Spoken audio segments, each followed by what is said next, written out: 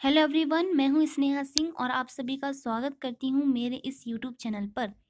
आज की जो वीडियो है इसमें हम लोग बात करने वाले हैं यूपीएससी एग्जामिनेशन के बारे में। सबसे पहले हम देखेंगे एलिजिबिलिटी क्राइटेरिया को, यानी योग्यताओं के बारे में हम पहले बात करेंगे। फिर हम देखेंगे बुक लिस्ट हमारी कि कौन कौन सी बुक्स हैं जो हमें इस एग्ज़ाम के दौरान पढ़नी होती हैं। इसके बाद हम प्रोसेस देखेंगे कि कितने भागों में ये जो एग्ज़ाम है वो होता है। ठीक है, तो चलिए स्टार्ट करते हैं। यूपीएससी की अगर मैं बात करूं तो जो कि एक सेंट्रल गवर्नमेंट की जॉब है, सिविल सर्विसेज है एक।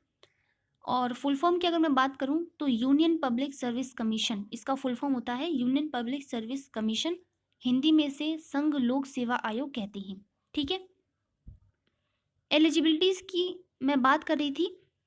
तो पहली चीज़ तो आप 12th पास होने चाहिए। ठीक है, 10+2 यानी आपकी 12वीं जो है वो पास आपकी कंप्लीट हो जानी चाहिए। एनी स्ट्रीम, किसी भी स्ट्रीम से अगर आपने अपनी 12th पास की है, आर्ट्स, साइंस, कॉमर्स, ठीक है, आप फिर भी इस एग्ज़ाम के लिए अप्लाई कर सकते हो। साथ ही आपकी ग्रेजुएशन जो है वो कंप्लीट हो जानी चाहिए।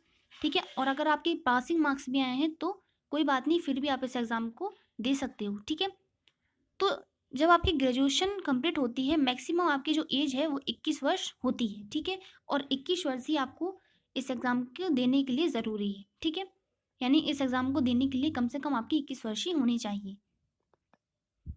अब हम बात करेंगे एज लिमिट की और अटेम्प्ट्स की, कैटेगरी वाइज हम देखेंगे। ठीक है, तो पहले हम एज की अगर बात करें तो जनरल कैटेगरी के जो भी कैंडिडेट हैं उनकी एज 21 से 32 वर्ष होनी चाहिए। यानी वो 21 वर्ष के जब हो जाएंगे तब वो इस एग्ज़ाम के लिए अप्लाई कर सकते हैं, और 32 वर्ष तक इस एग्ज़ाम के लिए वो अप्लाई कर सकते हैं। ठीक है, ओबीसी की अगर बात करें तो 21 से 35 वर्ष, और SC ST वालों के लिए 21 से 37 वर्ष जो एज लिमिट है वो होती है।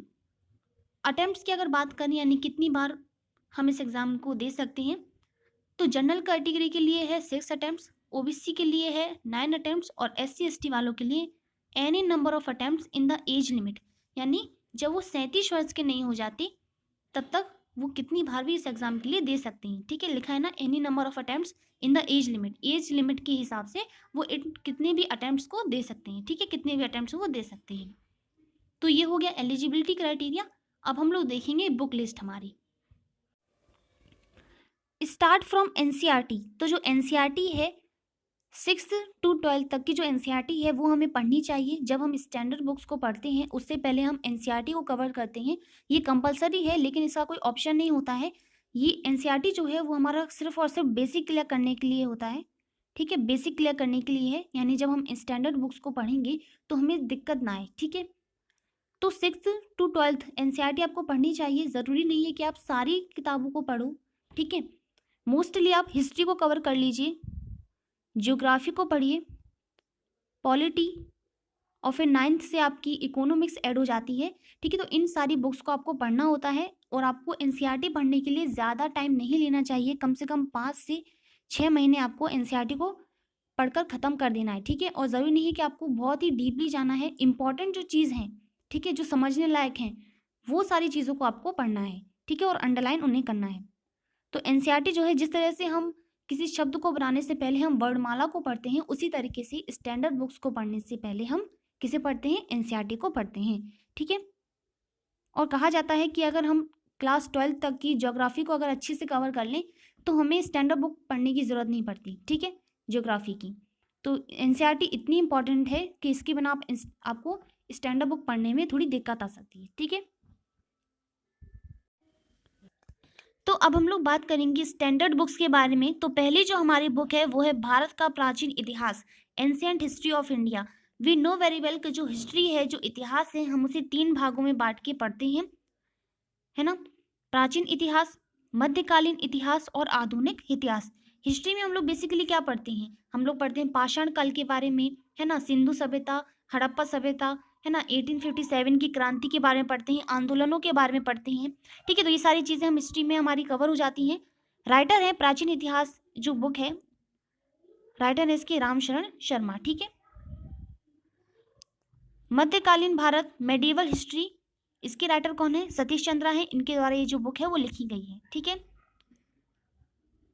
And then history of modern India यानी भारत, आधुनिक भारत का इतिहास या फिर आधुनिक इतिहास, ठीक है। इसके राइटर कौन है? विपिन चंद्रा है। इन्हीं के द्वारा ये जो बुक है यानी मॉडर्न इंडिया की जो बुक है वो लिखी गई है, ठीक है। या फिर आप स्पेक्ट्रम को पढ़ सकती हो, ठीक है। आधुनिक भारत का इतिहास जो है वो आप स्पेक्ट्रम के द्वारा भी पढ़ सकते हो, ठीक है, जिसके राइटर कौन है? राजीव अहीर है, ठीक है। भारत एवं विश्व का भूगोल, इंडियन एंड वर्ल्ड ज्योग्राफी, तो यहाँ पर 3 बुक्स मैंने ज्योग्राफी की यहाँ पर कंसिडर की हैं। महेश कुमार वर्णवाल द्वारा रचित जो किताब है भूगोल की, आप इसे पढ़ सकते हो, ठीक है। और सेकंड जो बुक है जो कि हमारी माजिद हुसैन द्वारा लिखित है, और थर्ड जो बुक है वो डी आर खुल्लर द्वारा लिखित है, ठीक है। तो आप इन तीनों में से किसी एक को चूज कर सकते हो, किसी एक को आप पढ़ सकते हो, ठीक है। भारत की राज्य व्यवस्था, इंडियन पॉलिटी, ठीक है। संविधान की गीता भी इसे कहा जाता है। राइटर इनकी एम लक्ष्मीकांता, बहुत इंपॉर्टेंट बुक है, ठीक है। बेसिकली आप इसमें क्या पढ़ते हो? संविधान के बारे में, संविधान कैसे बना, कैसे उसकी शुरुआत हुई, ठीक है। अनुच्छेद कितने होते हैं, अनुसूचियां कितनी होती हैं, ठीक है। किस प्रकार से लोकसभा का चुनाव होता है, राज्यसभा का चुनाव होता है, राष्ट्रपति किस प्रकार से बनता है, एक्सेट्रा एक्सेट्रा। तो इन सब चीज़ों को हम लोग किसमें पढ़ते हैं? भारत की राज्य व्यवस्था यानी इंडियन पॉलिटी में पढ़ते हैं, ठीक है। सामान्य विज्ञान, जनरल साइंस, ठीक है। जनरल साइंस भी आपकी प्रीलिम्स में आपको बहुत मदद देती है, ठीक है। प्रीलिम्स में आपका पेपर आता है जनरल साइंस का, तो फिजिक्स, केमिस्ट्री, बायो का कुछ कंटेंट होगा, आपको वो पढ़ना पड़ता है, प्लस घटना चक्र पूर्वावलोकन, तो एक रिवीजन बुक होती है ये, ठीक है। विज्ञान एवं प्रौद्योगिकी, साइंस एंड टेक्नोलॉजी, ठीक है, तो आप स्पेक्ट्रम को पढ़ सकते हो या फिर आप परीक्षा मंथन ले लीजिएगा, ठीक है। इन दोनों में से आप किसी एक को पढ़ सकते हैं, ठीक है। भारतीय अर्थव्यवस्था, इंडियन इकोनॉमिक्स, तो इकोनॉमिक्स में हम बेसिकली क्या पढ़ते हैं? हम बजट के बारे में पढ़ेंगे, इनकम पढ़ते हैं, जीडीपी, जीएसटी, बैंक, ये सब चीज़ों के बारे में हम पढ़ते हैं, है ना। राइटर है रमेश मिश्रा, तो रमेश मिश्रा द्वारा लिखी जो पुस्तक है इकोनॉमिक्स यानी अर्थव्यवस्था की, आप इसे पढ़ सकते हो, ठीक है।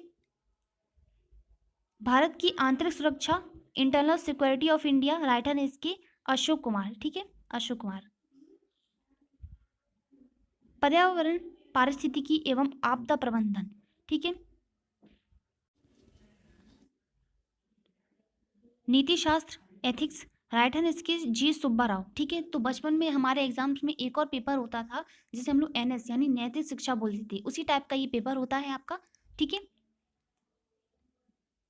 सामाजिक समस्याएं, सोसाइटी प्रॉब्लम्स, राइटर है इसके राम आहूजा, ठीक है। अंतर्राष्ट्रीय संबंध, इंटरनेशनल रिलेशंस, यानी अन्य देशों से हमारे किस प्रकार से संबंध हैं, ठीक है। हमारे पड़ोसी देशों से हमारे किस प्रकार से संबंध है, तो उसके बारे में यहाँ पे आपको दिया जाता है, ठीक है। राइटर कौन है इसकी? पुष्पेश पंत हैं, ठीक है। मासिक पत्रिका की अगर मैं बात करूं तो अगर आप पीसीएस की प्रिपरेशन कर रहे हैं तो आपको प्रतियोगिता दर्पण ही पढ़नी पड़ेगी, लेकिन अगर आप आईएएस की प्रिपरेशन कर रहे हैं तो आपको पढ़नी पड़ेगी दृष्टि द विजन, ठीक है। योजनाओं के बारे में आपको पढ़ना पड़ेगा, यानी अब सरकार ने कौन सी नई योजनाएं निकाली हैं, फॉर एग्जांपल आयुष्मान भारत योजना, ठीक है, यानी महिला एवं बाल कल्याण के लिए या फिर स्वास्थ्य से संबंधित कौन कौन सी योजनाएं बनाई हैं, तो ये सब आपको पढ़ना पड़ेगा, ठीक है। समाचार पत्र, मोस्ट इंपॉर्टेंट न्यूज़पेपर आपको पढ़ना पड़ेगा डेली, ठीक है। द हिंदू आपको पढ़ना पड़ेगा, मोस्टली ये इंग्लिश में होता है, या फिर अगर आपके पास अवेलेबल नहीं है तो आप कोई भी समाचार पत्र जो है आप पढ़ सकते हैं, ठीक है, जिसमें आपको अंतर्राष्ट्रीय, राष्ट्रीय एवं अंतर्राष्ट्रीय गतिविधियों का पता चले, ठीक है। अनसॉल्व पेपर, यानी आपको अनसॉल्व पेपर आप देख लीजिए, यानी किस प्रकार का स्ट्रक्चर होता है, कैसा आपका पेपर बनता है यूपीएससी का, ठीक है। इसके अलावा आप आंसर राइटिंग की प्रैक्टिस कीजिए, डेली आप 2 क्वेश्चंस की आप प्रैक्टिस कीजिए मिनिमम,